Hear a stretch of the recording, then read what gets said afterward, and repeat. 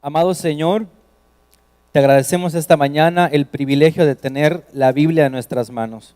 Gracias, Señor. Hay países donde se padece para poder tener tu palabra escrita y nosotros aquí la tenemos, Dios. Ayúdanos a tener ese corazón dispuesto a escuchar y dispuesto a obedecer. Aumenta nuestra fe, Señor, para que lo que hoy tú nos digas lo podamos vivir. Gracias te damos por tu palabra en el nombre de Jesús. Amén. Cuando el pastor subió hace unos momentos a iniciar el culto, él empezó a hablar de aflicciones y de gente enferma. Luego cuando el hermano Carlos pasa a ministrar, pregunta cuántos están afligidos y varios levantan la mano. Y es notable que es una necesidad entre nosotros que hay aflicción, por diferentes motivos. Serán económicos, serán de salud, serán crisis familiares. Y voy a hacer esta pregunta. ¿Alguno de nosotros puede levantar su mano diciendo, en este momento yo no tengo ningún problema, ninguna necesidad?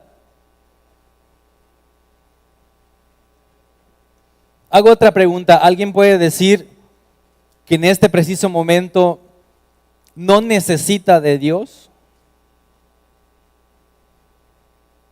¿De verdad todos estamos aquí con la certeza de que necesitamos de Dios? Ok, yo espero que eso sea real.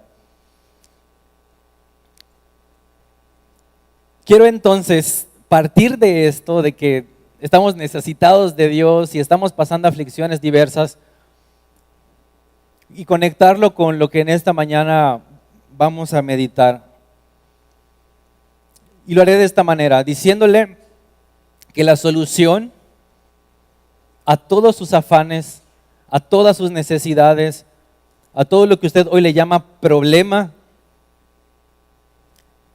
es vivir para complacer a Dios.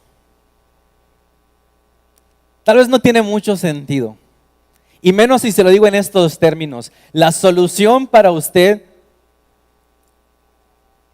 a todas sus necesidades, a todas sus angustias, a todos sus problemas, es que se decida a vivir como un verdadero esclavo de Dios.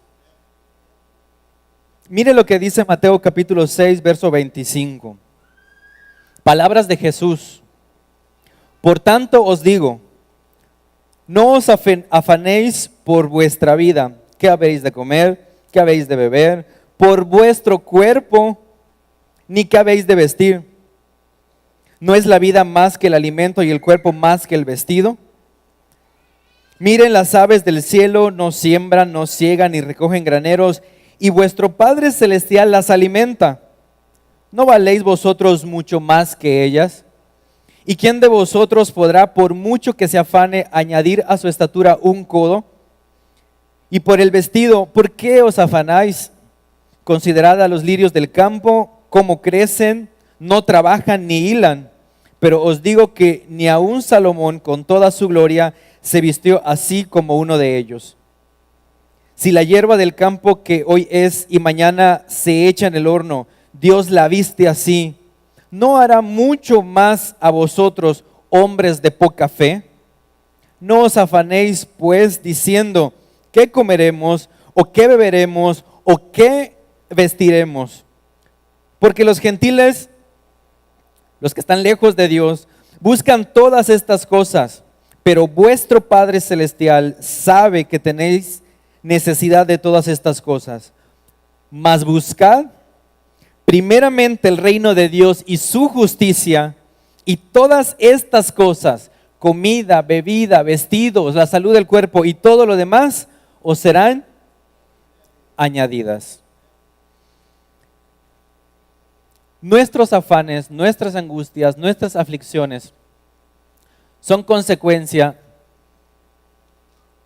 de que no estamos viviendo de una manera plena y perfecta en la voluntad de Dios. Obviamente no es algo que vamos a lograr en esta vida terrenal. Eso es algo que alcanzaremos en plenitud en el reino de los cielos.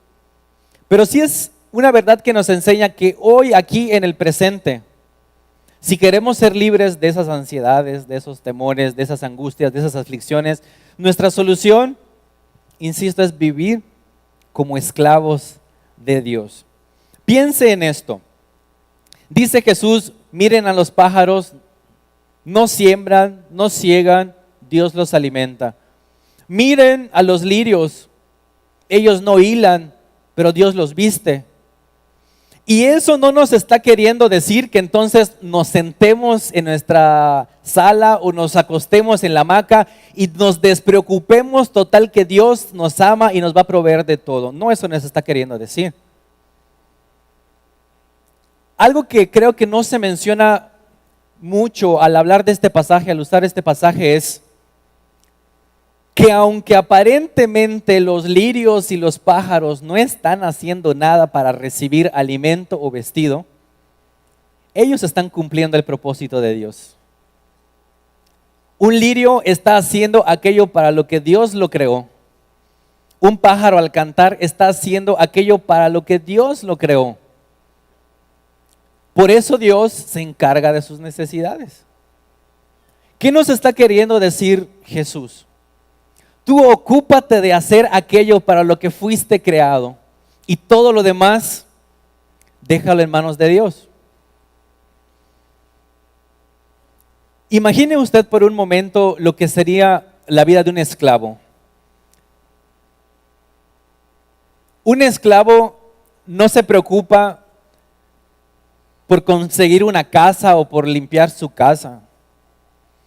No se preocupa por juntar dinero para ir al centro comercial y comprarse ropa. No se preocupa por qué va a comer. Porque todas esas cosas, ¿quién se las suple? Su amo. Y entonces, ¿el esclavo a qué se dedica? A obedecer las órdenes del amo. En Colosenses, capítulo 1, verso 16, nosotros nos encontramos con que dice Dios que todo fue hecho por Él. Esto significa que todo le pertenece a Él, que Él es nuestro dueño, amén. Pero también dice que todo fue creado, no solo por Él, sino también para Él. ¿Y esto qué significa? Que Él estableció un propósito para nosotros. Dice la palabra de Dios, porque en Él fueron creadas todas las cosas, las que hay en los cielos, las que hay en la tierra, visibles e invisibles, sean tronos, sean dominios, sean principados, sean potestades. Todo fue creado por medio de Él y para Él. Mucha gente acepta el hecho de que fue creada por Dios. Dios hizo al mundo, Dios hizo al hombre, etcétera, etcétera, etcétera.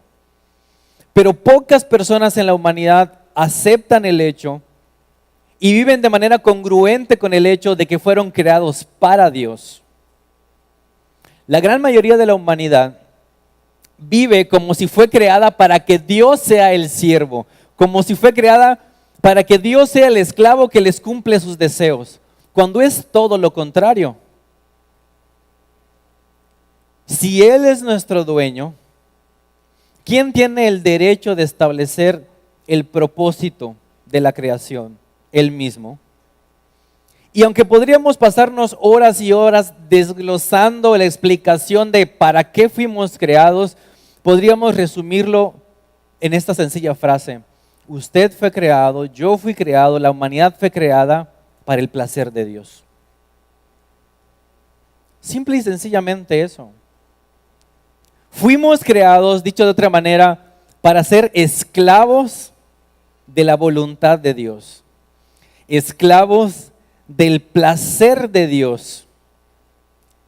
Y yo supongo que cuando usted escucha la palabra esclavo, su mente se va a imágenes tristes, negativas, alguien encadenado, alguien de piel oscura.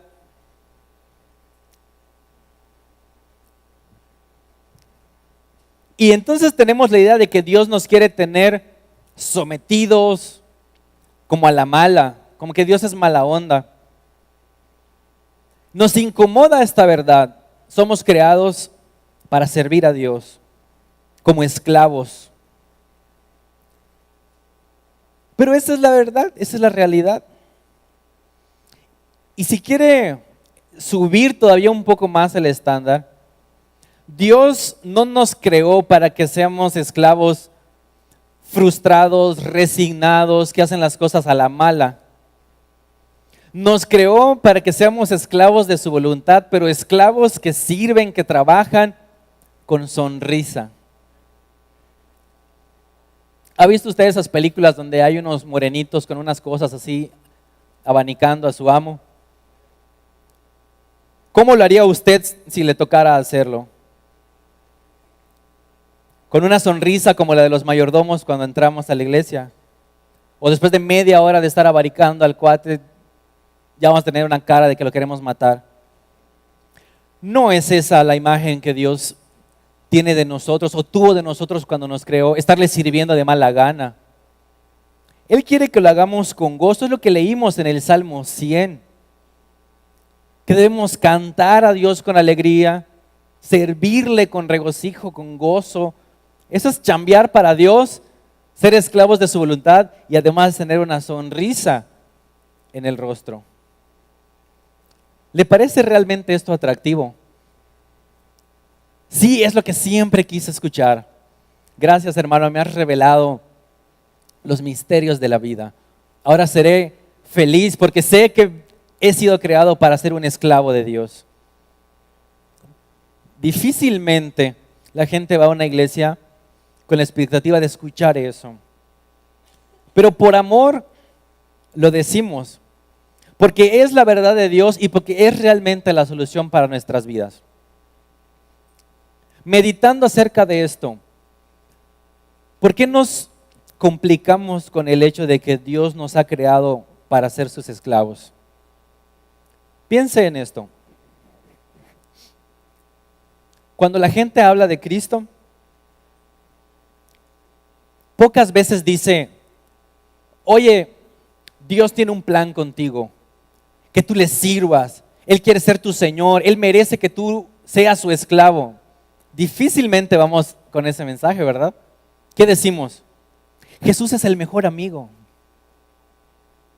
Jesús va a sacarte de tus problemas. Es que Dios tiene todo el poder para reparar tu matrimonio, para salir de tus deudas, etcétera, etcétera, etcétera. Entonces Dios es bueno y es buena onda. Y muchos han crecido con esa idea del Dios amigo y no está mal. No está mal. Es una verdad, pero es una verdad a medias que no nos ayuda muchas veces a crecer, a madurar en los caminos de Dios, en la vida de santidad. ¿Por qué? Aquí les va. Cuando nosotros tenemos un amigo, es más probable que las normas de respeto se relajen. Un ejemplo práctico. Voy a quemar a alguien esta mañana porque se lo advertí. Tengo un amigo y una vez me honró mucho porque delante de otras personas dijo, es de mis mejores amigos, Dani Galás. Y es tan mi amigo que se me acerca y me pellizca la poca lonja que tengo. Y por lo mismo que es poca me duele y se lo reclamo. Pero somos amigos y así nos llevamos. Te lo advertí. Pero imagine usted, y dicho con todo respeto, a Dani Galás viniendo con el pastor, ¿qué pasa, hermano? Y pellizcándole. No voy a decir lo que digo, hermano. O con el hermano Lozano, ¿qué pasa, hermano Lozano? Oye. No sé cómo lo tomaría uno u otro, pero definitivamente la gente no lo vería bien. ¿Por qué? Porque se les ve en otro plano, se les considera en otro plano. Como Dios es nuestro amigo, entonces lo cuatachamos. Llego tarde a la iglesia porque Dios es amor. Y Él es mi amigo y me perdona porque sabe que tuve muchas cosas que hacer ayer. Y no me preparo para servirle bien porque, bueno, nadie es perfecto y Dios conoce que nadie es perfecto. Él sabe mis debilidades. Y relajamos las normas de respeto y de confianza. Pero ¿qué tal si vemos a Dios el Señor? ¿Qué tal si le empezamos a hablar de usted a Dios? Ahí cambia la cosa. Sí es cierto, Jesús murió en la cruz y el velo se abrió, pero esto no es para que lleguemos delante de Dios a, ¿qué onda? ¿Qué pasó? No es para que empecemos a tutear a Dios y hagamos las cosas como se nos ocurra hacerlas. Yo lo digo de esta manera, creo que es mejor ver a Dios como un Señor amistoso que como un amigo mandón. ¿Por qué Dios tantas reglas? Nada se puede hacer, todo es no en la Biblia. No hemos entendido. Tenemos el concepto de que es nuestro amigo, pero como no estamos acostumbrados a que nuestros amigos nos den órdenes, entonces Dios se pasa. Tenemos que entender que Él es el Señor, Él es nuestro dueño, no es nuestro socio o empleador, porque la Biblia no nos llama a ser empleados o trabajadores de medio tiempo, o como se dice ahora en el súper, ¿verdad? Asociado de, no. Nosotros somos esclavos y Él es el Señor. Nosotros somos esclavos y Él es el Señor, que es bueno y que es misericordioso y que nos ama de una manera increíble, como lo dice el Salmo 100. Es cierto, pero eso no le quita que sigue siendo el Señor. Cuando tenía 19 años, estaba en el Chevy que ahora tiene mi hermano Tito. Y así agarrado del volante, estaba pasando por una situación muy difícil y me puse a llorar. Y le dije estas palabras a Dios: Dios, te voy a servir. Pero honestamente no sabía el alcance que tenían mis palabras. Años después, 2008, estaba solo en un tiempo de devocional y yo le dije a Dios: te voy a servir donde quieras, cuando quieras, como quieras. Esas fueron mis palabras. Y estaba llorando, casi así, escurriendo los mocos. Era sincero, pero no sabía el alcance de mis palabras. Y años después, estaba justamente en este cuarto, orando, estaba en ayuno, y puse en práctica algo que una vez mi mamá me compartió. La plática fue sobre que siempre hablamos de Dios como tú, ¿no? Y Padre, tú, Jesús, tú, pero no acostumbramos a hablarle de usted. Entonces yo le empecé a hablar de usted a Dios. Y mi oración era: Señor, muéstrame cómo quieres que yo te sirva. Yo estaba allí en esa oración. Y mi experiencia fue empezar a sentir que Dios era tan grande y que yo era tan pequeño, que al final no importaba en qué quisiera que yo le fuera útil. Lo único que llegó a importar era que quisiera usarme. No sé si me explico. Ya no importaba si me decía pastor, predicador, evangelista, músico o lo que sea, hasta barredor o lo que sea. Ya no importaba eso. Importaba el hecho de que al menos quisiera que yo haga algo, lo que sea para Él. Porque en realidad Él no tiene necesidad de mí. Yo tengo necesidad de Él. Y si Él dijera: ¿sabes qué? Ya no te quiero entre mis filas, ¿qué sería de mí? ¿Qué sería de usted si Dios dijera hoy: te he dado tiempo, te he dado talentos, capacidades, no lo has usado bien, se acabó tu chance, estás despedido? ¿Qué sería de usted? ¿Qué le espera a usted? Los que han trabajado en empresas entienden esto. Hay empleados que son bien malagradecidos. Piensan que es que son ellos los que le están haciendo un favor a la empresa. Y no digo que esto es la razón para que los jefes se los negreen, no. Pero a veces como que pierden de vista que si esa empresa no existiera, ellos no tuvieran ese trabajo. No son agradecidos. Se comportan como si ellos fueran los dueños, ¿no? Quieren ser servidos, no servir. Y eso es lo mismo que nos pasa a muchos cristianos. Dentro de las filas de Dios tenemos la idea de que Él nos debe servir, cuando en realidad nosotros fuimos creados para servirle, para ser sus esclavos. ¿Por qué no lo hacemos? Por una razón muy sencilla, muy clara. Tenemos un ego enorme.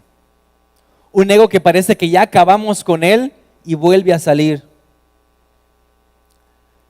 Por diseño nosotros tendríamos la tendencia de servir a los propósitos de Dios. Pero desde la caída de Adán dejó de ser así. Y examine su corazón si esto es cierto o no. No nos es grato, no nos es cómodo, no nos es fácil como comernos un helado, el servir a Dios. Sí, el himno dice, gozo da servir a Cristo. Y quizá cuando lo cantamos tenemos la idea de que servir es gozo da pasar a cantar, gozo da servir la comunión, gozo da ser maestro dominical. Pero el servicio a Dios no es estar nada más en un ministerio. Entienda esto, hermano. El servicio a Dios es vivir las 24 horas del día para su deleite, para su placer, confiados de que Él va a suplir toda nuestra necesidad. No es algo que no podamos entender, pero es algo que, insisto, nuestro ego se rehúsa a aceptar. Y yo quiero meditar con ustedes acerca de 3 pretextos que la gente suele dar para no vivir de esta manera. Digo para no servir a Dios, pero no entendamos que son razones para no estar en un ministerio en la iglesia, sino razones para no vivir una vida de 24 horas al servicio del placer de Dios. Amén. La primera es esta. Hay gente que dice, físicamente no soy apto. No tengo el talento para pasar a cantar. No tengo el talento para predicar, la capacidad para hacerlo. Es más, nací con un defecto físico, X o Y. Es una mentira total. Y además es una ofensa a Dios. Porque si Él nos creó y nosotros decimos que no le vamos a servir por alguna limitación o defecto físico, le estamos echando la culpa a Él y además estamos diciendo que como creador es imperfecto, cuando no es así. En el libro de Éxodo capítulo 4 me encontré un texto de verdad muy interesante al respecto de eso. Capítulo 4, verso 11, donde dice esto.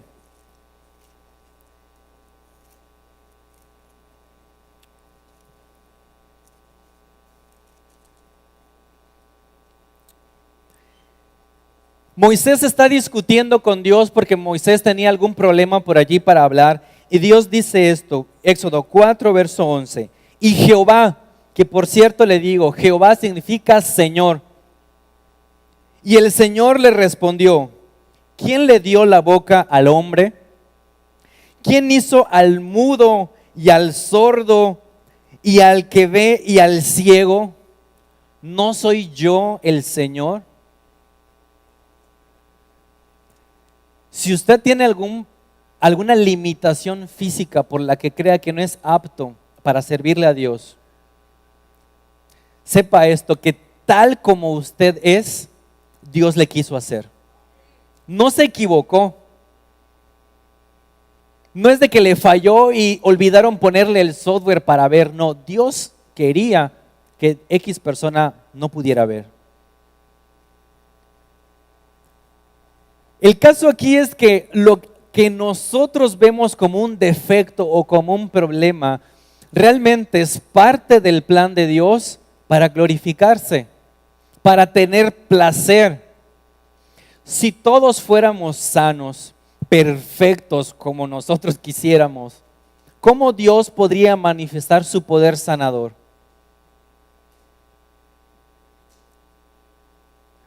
Pero Dios manifiesta su poder, su gracia, su amor, usando a personas a pesar de sus impedimentos físicos. Y cuando eso ocurre, Dios tiene placer. Tenemos muchos ejemplos bíblicos de esto. Hubo un ciego de nacimiento y la gente decía, es así porque o él pecó o pecaron sus papás. Pero Jesús dijo, no, él fue hecho así para que se pueda ver la gloria de Dios. Zaqueo, todos o la mayoría conocen la historia de Zaqueo, era chaparrito. Pero hoy Zaqueo, además de ser recordado por chaparrito, es una referencia bíblica cuando queremos enseñar acerca de la restitución. Porque fue un hombre que robó, que estafó, pero cuando abrió su corazón a Cristo, cuando decidió ser un esclavo de Cristo, él dijo, yo le voy a devolver a la gente que yo le he robado y le voy a dar más de lo que yo le quité. Y ahora Zaqueo es nuestro ejemplo de restitución, algo que muchos no hacen. Y tenemos más ejemplos en la palabra de Dios. Está el caso de Josías, que era un niño de 8 años, pero que Dios lo usó para santificar al reino de Judá. Tenemos a Moisés, que como ya les comentaba, tenía problemas para hablar. Lo que pasa es que en realidad preferimos usar este pretexto para no servir a Dios. Y tenemos cualquier cantidad de casos de seres humanos con limitaciones físicas que se sobreponen a eso. Así que por donde le queramos buscar, su edad, si es muy joven o muy anciano, su peso, si es muy flaco o muy obeso, eso rimó, ¿verdad? Si usted no habla bien o no ve bien o no escucha bien, nada de eso es razón para vivir quejándose, para vivir acomplejado que es menos que otro y no servir a Dios. Al contrario, su solución está en rendirse a la verdad de que Dios así le creó y así como usted es un diseño perfecto para darle placer a Dios. Amén. Otro pretexto que se pone: no soy apto espiritualmente. He pecado demasiado, soy muy débil espiritualmente, yo no le puedo servir a Dios. Yo no puedo vivir esta vida de 24 horas para complacer a Dios. Tengo un pasado que no te lo puedo contar porque te asustarías. ¿Cuántas veces hemos escuchado eso? Y no estoy diciendo que no hay gente que realmente carga con antecedentes muy difíciles. Pero esto es de nueva cuenta un pretexto que también ofende a Dios. ¿Por qué? Número 1, Dios dice en su palabra que si nosotros confesamos nuestros pecados, Él es fiel, ¿y qué más? ¿Y justo para qué?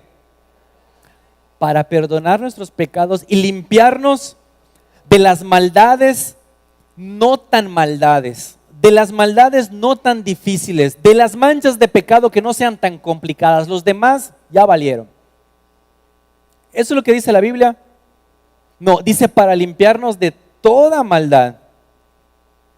Así que cuando usted dice, es que yo tengo tanto pecado que yo no puedo cambiar, yo estoy condenado a ser infeliz y a estar en esta amargura, su pensamiento es contrario a la palabra de Dios.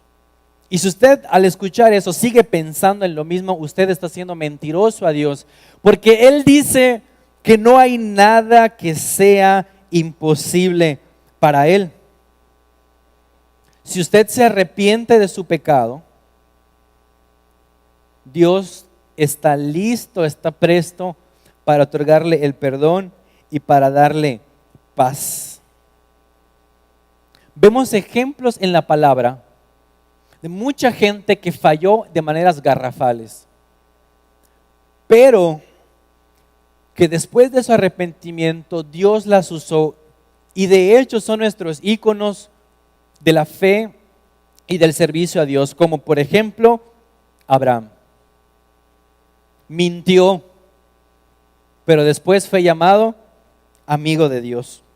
Moisés cometió un crimen, mató a un egipcio y lo escondió, pero ese hombre que por enojo mató a otro, después fue llamado el hombre más manso de la tierra. Mateo, uno de los apóstoles de Cristo, fue un estafador. Pedro negó al Señor. Rahab fue una prostituta.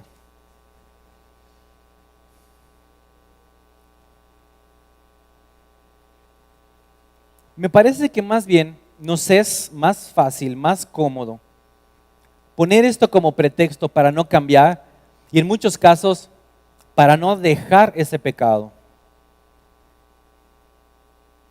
Hay gente que dice, estoy harto de pecar. Harto de pecar. Ok. Y uno le manda disciplinas espirituales. ¿Y saben qué es lo que hacen? Bueno, ya estoy cansado de pecar, pero no estoy listo para agarrar las cosas de Dios con todo.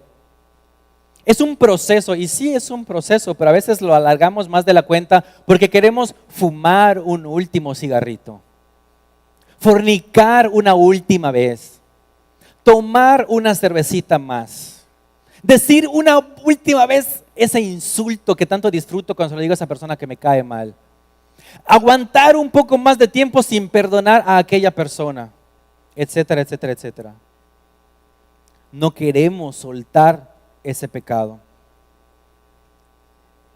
Un ejemplo personal. La hermana Nelly está allá al fondo. No es un caso de la hermana Nelly, es un caso mío. Pero la menciono porque ella muchos años ha estado al frente del Ministerio de Alabanza. Y varios de los que están aquí, aunque ya no participan en el grupo de alabanza, estuvieron por allí, así que saben de lo que voy a decir. Hubo un tiempo que fue una especie de moda, o no sé cómo llamarle, el que si el viernes de ensayo no te sentías bien espiritualmente, le decías a la hermana Nelly, con tu cara piadosa, hermana, es que no he estado bien y no quiero fallarle al Señor, necesito un tiempo. Y no voy a ministrar el domingo. Y casualmente casi siempre eran domingos de comunión cuando alguien no quería participar. Yo entiendo que no hay que subir a ministrar o no hay que pasar a ministrar si uno está mal, está claro. Pero fíjenselo, ahora yo digo ridículo del caso. El viernes ya estás preparándote para que el domingo no sirvas porque estás mal. Pues ¿cuánto tiempo necesitas para restaurarte? Entonces una ocasión, sábado, estaba platicando con mi papá y me preguntó, ¿ya está todo listo para mañana? Sí, no sé qué, pero yo no voy a tocar. ¿Y qué pasó? Y ahí está, ¿no? No, es que no estoy bien y es que no le quiero fallar al Señor. Hasta nos sentimos bien cuando decimos eso. No lo voy a hacer porque la verdad soy muy sincero, no estoy bien. Y entonces con una sola frase me desarmó. ¿Y qué esperas para arreglar, para ponerte a cuentas con Dios? Sábado en la noche. O sea, ¿cuántas horas necesitas? O cuántas, mira, no tú, ¿cuántas horas crees que Dios necesita para darte perdón? ¿Tú crees que Dios dice, oye, ¿me puedes tramitar un perdón? Y empieza un ángel a teclear tu permiso de perdón. Y la burocracia es tan tardada en el cielo que una semana, mientras pórtate bien, y luego te va a llegar el perdón. ¿Qué hay imposible para Dios? Pero pastor, yo tengo tantos problemas, usted no sabe. Y este proceso de restauración, no, hombre, tiene que terminar 3 años. y pasar todos los niveles de escuela dominical para que yo me sienta perfecto y espiritualmente apto para servirle al Señor. Es una mentira. Dios dice en el libro de Hebreos, si tú escuchas hoy la voz de Dios, hoy que hay gracia para ti, aprovéchala, no endurezcas tu corazón. Es que yo no lo siento, ¿qué importa si no lo sientes? Dios está diciendo que lo va a hacer, créele a Él. Pídele perdón, deja que Él te restaure y sírvele. Pero como tenemos este problema de ego y no le queremos servir al Señor, es más fácil decir, no, mi vida es tan difícil, no sabes, hice tantas cosas malas y no le puedo servir a Dios. Si lo analizamos bien, creo que apunta más al hecho de que no queremos realmente cambiar. Y un tercer pretexto es este: mi situación, mis circunstancias no son las idóneas. Tengo problemas familiares, tengo problemas económicos, mira, no te imaginas cuántas adversidades, no le puedo servir a Dios.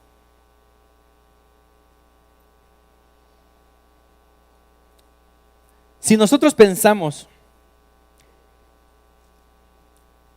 que por las circunstancias o que circunstancias muy difíciles justifican que no le sirvamos a Dios, entonces realmente no pensamos que Dios es el Señor, realmente no creemos que Él es el Señor, realmente no le estamos dando su lugar. Porque esto es como decirle, Dios, tú, creador del universo, creador de todo, todopoderoso, que todo lo sabes, me pides que yo viva de tal manera, pero me tienes que esperar. Me tienes que esperar que yo solucione mis circunstancias y después te voy a servir. ¿No es eso ofensivo? ¿No es eso incluso grosero? Decirle a Dios que se espere porque hay asuntos más urgentes que atender. Y volvamos. Si Él se va a hacer, Él prometió, es nuestro Padre y prometió hacerse cargo de toda necesidad. ¿Cómo nos atrevemos a decirle, no, espérate? Tengo problemas familiares, tengo asuntos económicos que atender. Después hablamos de compromiso, después hablamos de servir de tiempo completo, Dios. ¿Quiénes somos? ¿Quiénes nos creemos para actuar de esa manera? Ninguna dificultad, tragedia, atadura o trauma es una razón terminante para no servir al Señor. Pero de nueva cuenta, nos es más cómodo usar este pretexto porque no queremos enfrentar la realidad de la vida.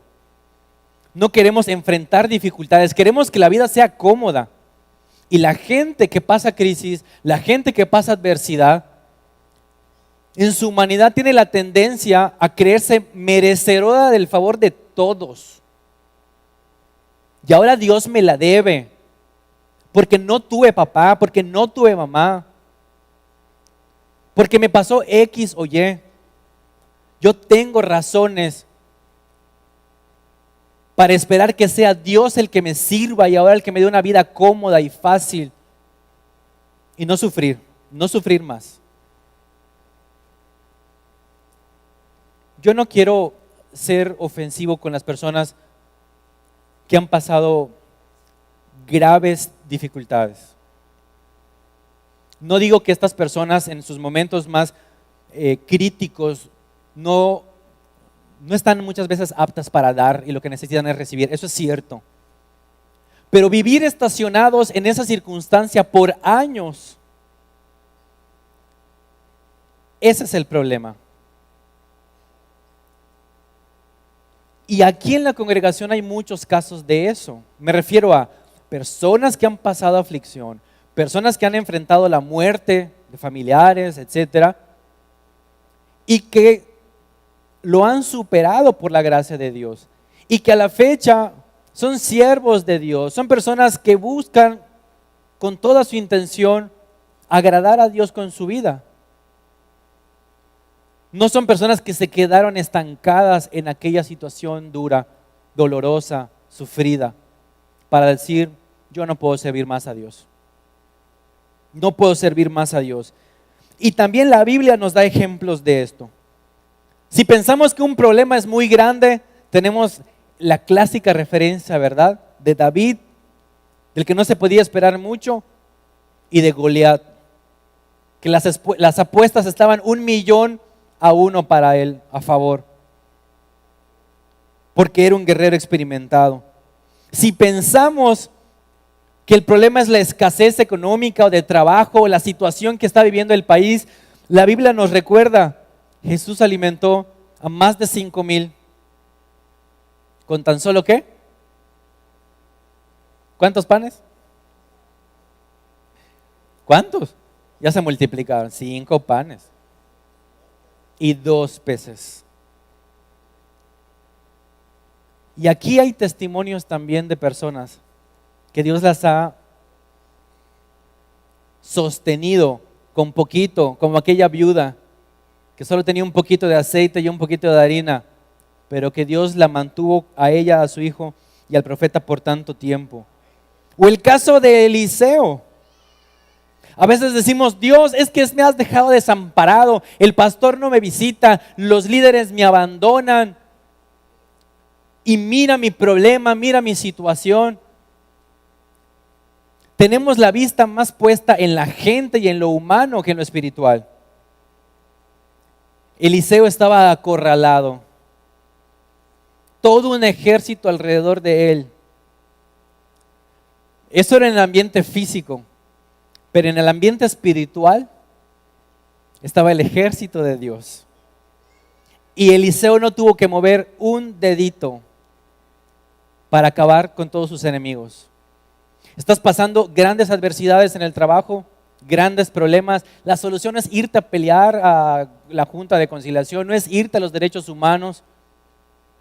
Dios es el capitán del ejército. Y si nosotros estamos en el ejército, dejémonos dirigir por Él. Él va a pelear nuestras batallas, Él tiene la victoria.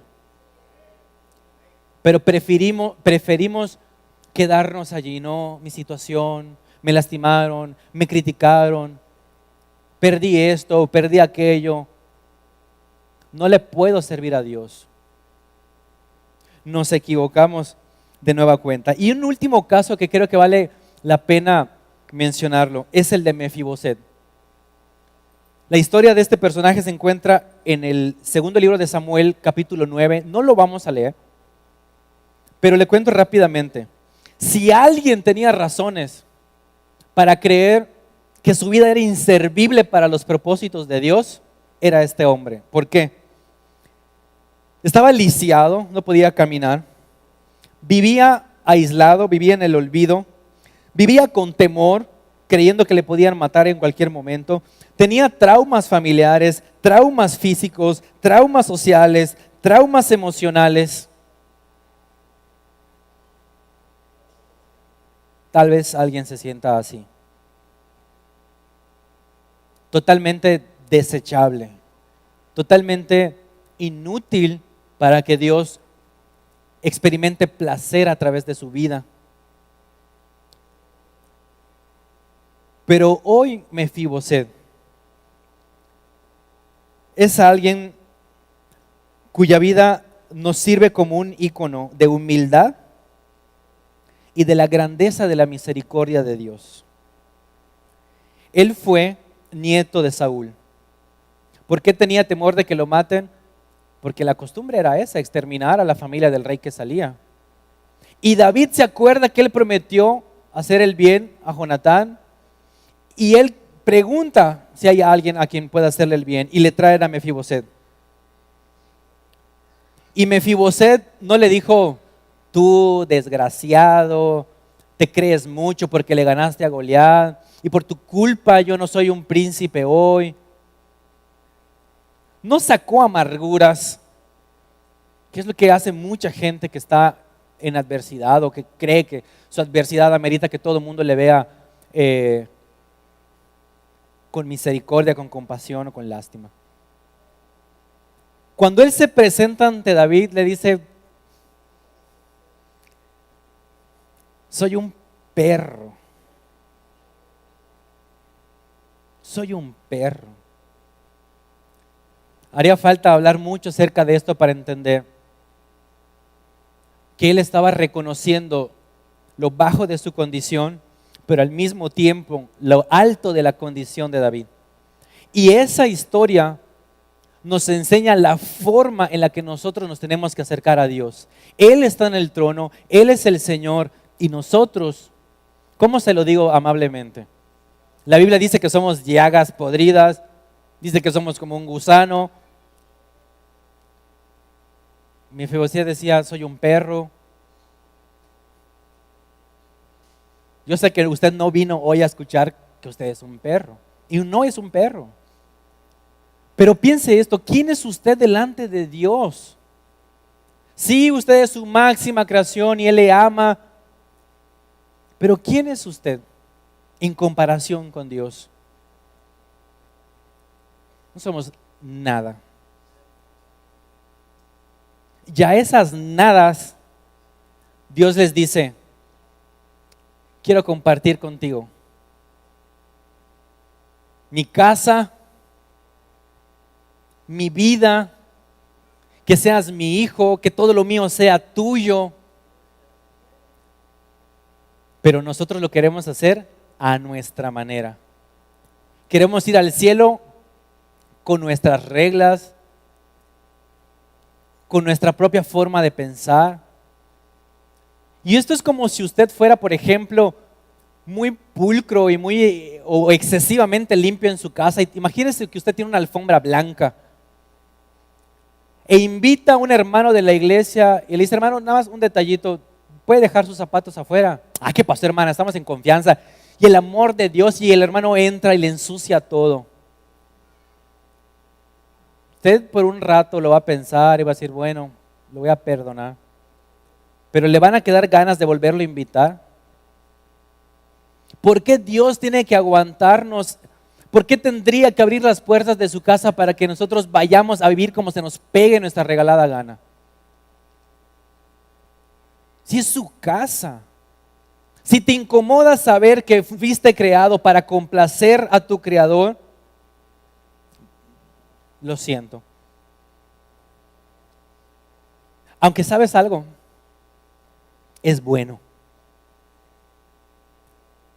Porque cuando te das cuenta que no tienes ese impulso, esa iniciativa de servirle a Dios,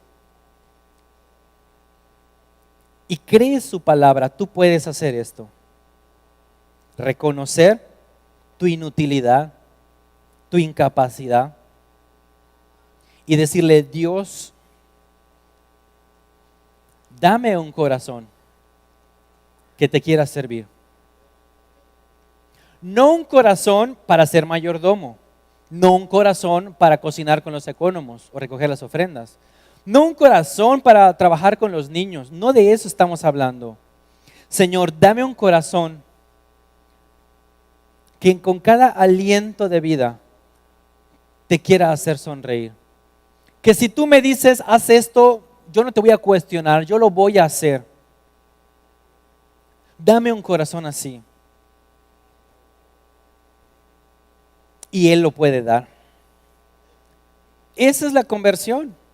Esa es la famosa conversión. Y por lo mismo, no es algo que ocurre un día y después ya no tenemos necesidad de nada. Es algo que tenemos que hacer día con día. Voltear a Dios y decirle, Señor, yo no puedo. Y mi carne no quiere. Pero si tu palabra dice que viviendo para tu placer, tú te vas a hacer cargo de toda mi necesidad, aunque no lo siento, yo te creo y me dispongo a obedecerte y me dispongo a agradarte. Haz tú lo que quieras. La palabra de Dios nos dice que echemos sobre Él, sobre nuestro Dios, toda carga, toda ansiedad. Él cuida de nosotros. Él cuida de nosotros. Si tú te sientes bien porque has construido una gran casa, porque has almacenado varios autos, qué bueno, pero te digo una cosa, eso no dice que la bendición de Dios esté en ti necesariamente. Porque hay gente que materialmente ha obtenido mucho más que tú. ¿Por qué nos afanamos por esas cosas? Hemos leído muchas veces que estamos de paso por esta tierra, que somos peregrinos en esta tierra, pero nos afana y nos complica tener esa casa de nuestros sueños. Nos afana y nos complica estar con esa persona que siempre soñamos, tener esos títulos que siempre soñamos, lograr aquellas metas que siempre anhelamos. Cuando lo más importante, lo que nos debería mover en el día a día es complacer a Dios.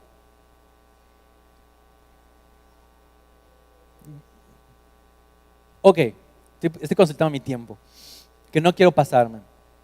Termino, hermanos.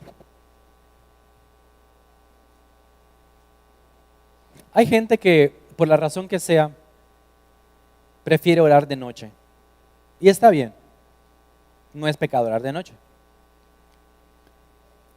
Pero es preocupante quienes lo hacen porque dicen, es que en la mañana tengo mucho que hacer y no puedo orar. Yo le invito a hacer esto, a dejarse de pretextos, a dejar de decir que sus circunstancias o su situación física o su situación espiritual es el impedimento para no hacer lo que Dios quiere. Y Dios quiere esto, le invito a practicarlo.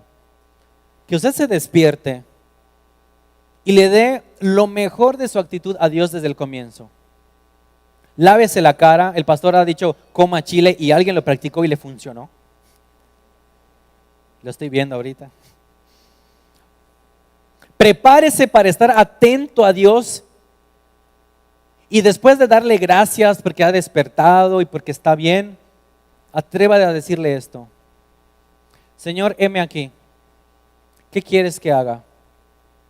¿Cómo quieres que viva hoy en el trabajo? ¿Cómo quieres que actúe hoy en la escuela? ¿Cómo quieres que sirva la comida hoy?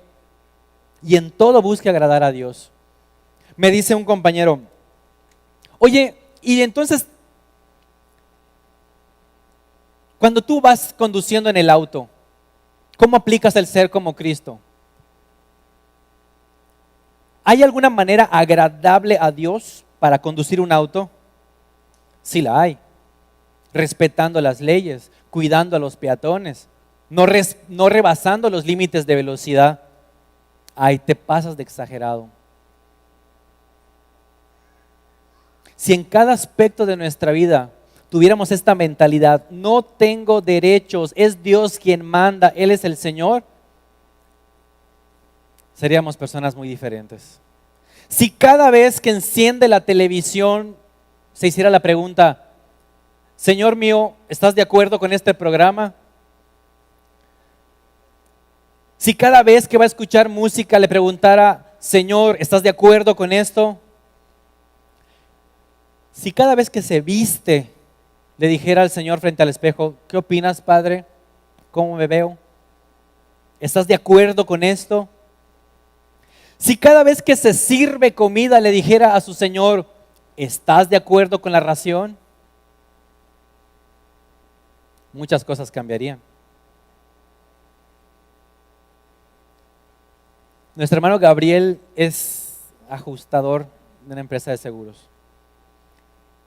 Y a veces lo vemos, a veces no lo vemos, porque a veces está activado. Es un agente activado. Y cuando él está activado, está para complacer a la empresa. Y a veces hasta en horas extras. Y cuando está desactivado, él puede hacer lo que él quiere. Pero la vida cristiana no es así. La vida cristiana no es un trabajo de medio tiempo. Dios no llama a esclavos de medio tiempo. No podemos decir, aquí estoy activado, soy cristiano, alabo, canto, oro, y después me desactivo y aquí puedo hacer mi voluntad. No. Somos esclavos para servir de tiempo completo a la voluntad de Dios. Mientras nuestros hermanos del grupo Alabanza pueden pasar, quisiera que nos apoyen con un canto. Les comparto esta conclusión. Somos propiedad de Dios, hermanos. Busque en la Biblia cuántas veces dice Señor, y son cientos. Y busque cuántas veces en la Biblia dice Dios es tu amigo. Y dudo que lo encuentre, aunque Él es nuestro amigo. Pero quiero enfatizar esto: no perdamos de vista que es nuestro Señor y es nuestro dueño. Fuimos creados para servirle, aunque esta idea nos resulte incómoda. Nuestro diseño es perfecto para servirle. Ninguna adversidad es tan grande que nos puede impedir servirle. Y ninguna limitación física es tan grande para anteponerla a la decisión de ser servidores de Dios. La realidad es que no nos gusta rendir nuestra voluntad. En el Salmo 100 leímos que debemos servir a Dios con alegría y con regocijo. ¿Por qué? Porque Él es el Señor. Cuando nosotros nos disponemos a servirle y desarrollamos la conciencia de todo lo que Él hace por nosotros, lo que Él ha hecho, lo que hace y lo que está dispuesto a hacer por nosotros, invariablemente produce en nuestro corazón gratitud. Y es una gratitud tan grande que nos hace esclavizarnos a su voluntad con gozo y alegría. Si usted experimenta que servirle a Dios es algo molesto, incómodo, si lo está haciendo así, medite bien realmente cómo se está dando esa relación entre Dios y usted. No es un Dios malo, no es un Señor malo, no es un Señor negrero. Es un Señor que da a manos llenas. Es un Señor generoso, es un Señor misericordioso, es un Señor que no está esperando que seas perfecto y que nunca falles, pero sí es un Señor que espera que tu intención siempre sea vivir para su voluntad. Tan sencillo como esto. Si hoy no tienes paz, si hoy no tienes gozo, es porque no estás viviendo en la voluntad de Dios. Es porque no has estado viviendo para complacer los deseos de Dios. Se puede experimentar dolor, se puede experimentar sufrimiento, pero no tiene que ser una situación en la que nos estanquemos. No tiene que ser nuestro estilo de vida, porque hay poder en Cristo, porque hay poder en la sangre de Cristo, y porque Dios dice: si yo hice todo el universo, no hay nada imposible para mí. Entonces se trata de si tú respondes sí o si tú respondes no a hacer la voluntad de Dios. Tenía pensado desde el comienzo invitar al grupo a pasar por esto. Cantamos hace rato: tu dulce amor es un bálsamo a mi vida, se derramó para darme salvación. Tu Hijo fue el precio por mis pecados, tu sangre es el precio de mi redención. En resumen, Dios, yo estaba en la miseria y tú me rescataste. Yo estaba muerto y tú me diste vida. Y tengo una deuda contigo tan grande que no te puedo pagar. Y en consecuencia de eso, entonces lo que elijo hacer es darte mi voluntad, darte mi todo. Lo cantamos. Y no tengo más que mi vida para dar. Mi voluntad y lo que soy, aquí están, Señor, aquí están en tu altar. Haz lo que quieras con eso. Mi decisión es vivir solo para ti y responder a ese amor que conquistó mi corazón. Es emocionante, es poético, es casi romántico. Pero ¿qué tan cierto es en nuestro diario vivir? ¿Es realmente Dios el Señor? Las próximas semanas estaremos conociendo más de lo que es servir al Señor. Pero hoy mi intención ha sido que quede claro en nuestros corazones. Creo que ese es el deseo de Dios. Que servir es mucho más que ofrecerle nuestros talentos. Es ofrecerle nuestra vida entera. para complacer su voluntad. Ponte de pie, por favor. Y te invito a hacer lo siguiente. No pienses en este momento en todos tus problemas y en todas las razones que detienen la decisión de que vivas para Dios. Piensa en esto. Y si te es necesario cerrar tus ojos para concentrarte, adelante, hazlo. Piensa en esto, en lo que Dios ha hecho en ti, en lo que Dios ha hecho por ti. Si crees que Dios te hizo de entrada, dale gracias porque estás vivo, porque Él no tenía la necesidad de crearte a ti y a mí. Dale gracias porque estás aquí. ¿Tienes problema con tu esposa? Ok, ¿qué preferirías? ¿Que fuera una drogadicta? ¿Que fuera una alcohólica? Hay cosas mucho peores y siempre estamos viendo lo negativo. ¿Tienes crisis con tus hijos? ¿Qué preferirías? ¿Haber sido estéril y no poder ser padre o madre? Siempre estamos viendo razones para reclamar y decir no. Este es el tiempo, este es el día. Dios te dice, sírveme. Dios te dice, átate a mí. Por lo que yo he hecho, considera mis misericordias, considera que te he perdonado. Y por amor, por gratitud, te invito a vivir para mí. Porque viviendo para mí, yo te voy a saciar de todo mi bien. ¿Quieres paz? ¿Quieres consuelo? ¿Quieres sentir que tu fe crece? ¿Quieres experimentar verdadera fe en tu corazón?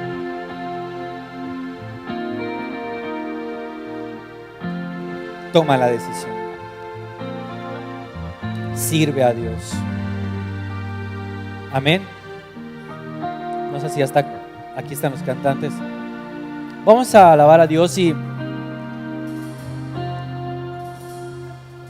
hay espacio aquí si tú quieres concentrarte en este momento. Vamos a alabar a Dios y vamos a decirle esto ahora con una mejor conciencia.